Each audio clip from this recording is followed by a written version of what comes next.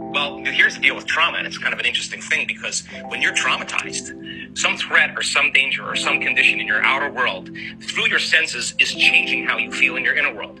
And the quotient of change between the way you normally feel in some alarm state, when you change your internal state and move into that emergency mode, you narrow your focus on the cause, and the brain freezes an image and takes a snapshot, and that's called a long-term memory. And now that image is branded holographically into the brain. So then we remember experiences better because we can remember how they feel, and that memory then changes the person's biology. So they think neurologically within the circuits of that experience, and they feel chemically within the boundaries of those emotions, and how we think and feel becomes our state of being.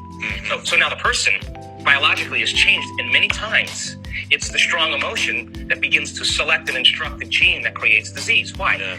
Because if the environment signals the gene, and that's the truth, that's epigenetics, and the end product of an experience in the environment is an emotion, the emotion that you feel from that event is literally selecting the gene for you to begin to change. And genes make proteins. And so the person, if it's strong enough, begins to wear their trauma, not just in their brain.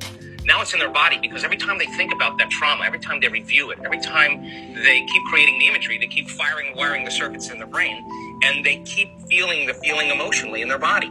And their body is so objective that it's believing it's living in the same past experience 50 to 100 times a day. And all you need is a stimulus and a response, an image and an emotion, a thought and a feeling, and you're conditioning the body into the past. Well, you're conditioning the brain and body into the past.